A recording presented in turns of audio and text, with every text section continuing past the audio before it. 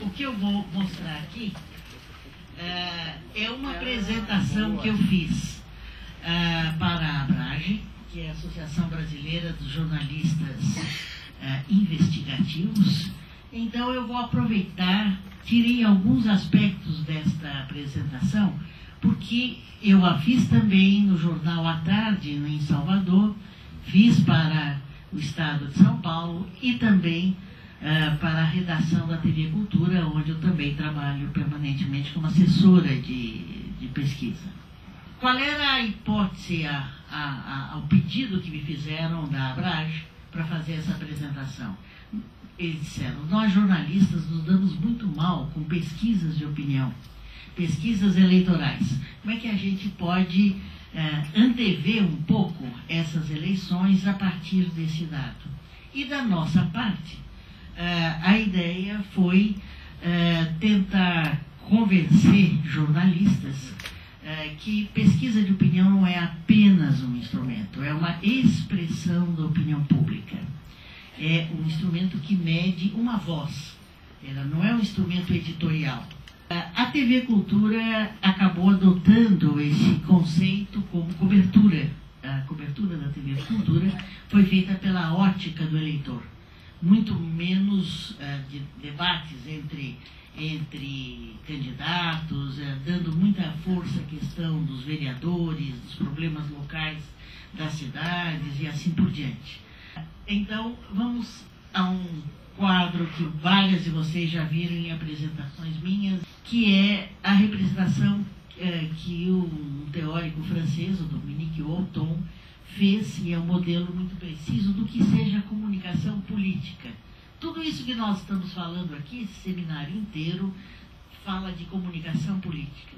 E comunicação política tem 3 atores atuando independentemente, autonomamente, com interesses próprios, porém com relações estreitas e conflitivas com os outros atores.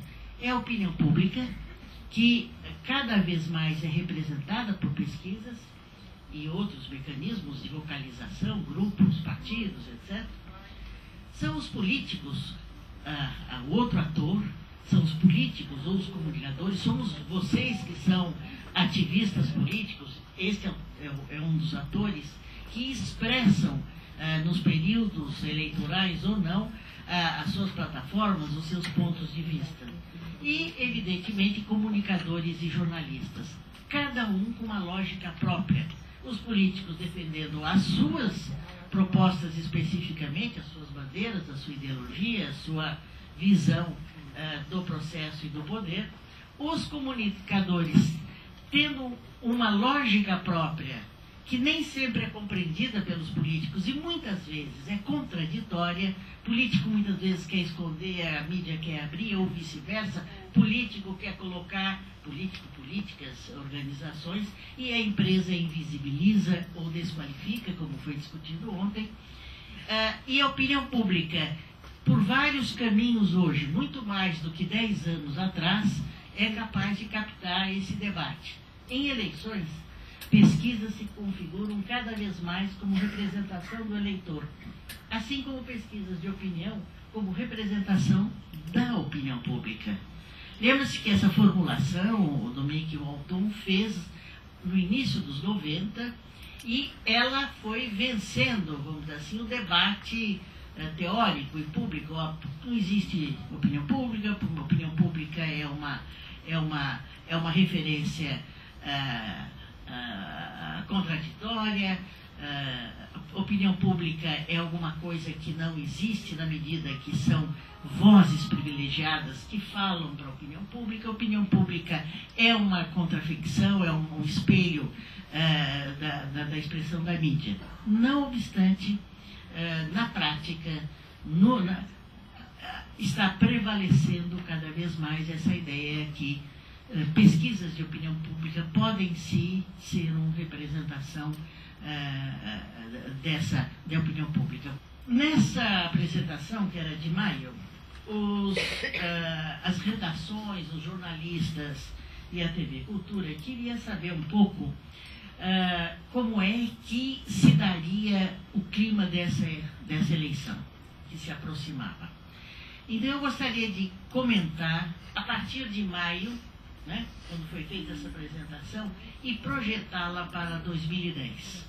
Nós já estamos numa outra eleição, onde elegeremos presidentes, senadores, deputados federais e deputados estaduais.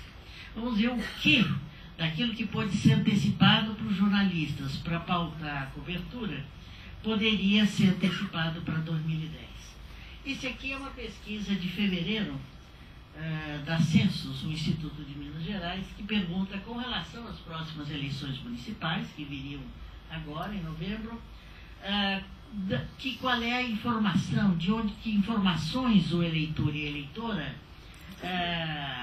mais considera na sua tomada de decisão.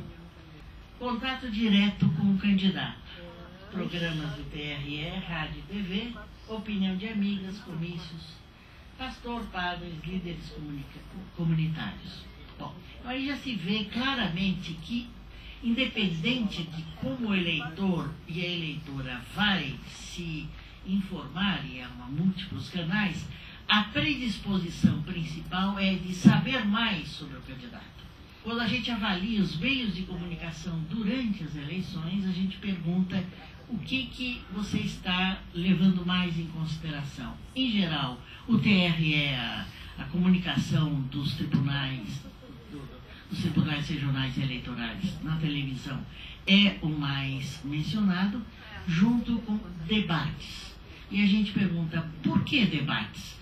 Porque debate a gente pode ver o candidato e a sua possibilidade de cair se mostrar nervoso, ou ao contrário, se mostrar melhor do que nós imaginávamos. Então, surpreende muito as grandes audiências que têm os debates e a ressonância nas pesquisas de campanha nos dias seguintes. Isto vai valer para 2010, ou seja, a preparação de candidatos e candidatas, a preparação das assessorias de candidatos e candidatas para desempenho na mídia é absolutamente estratégico. Hoje, cerca de 30% da população, mais nova sobretudo, tem acesso à internet, lan houses, espaços públicos, trabalho, casa e assim por diante. E eu queria chamar a atenção para a crescente distribuição entre os segmentos de classe.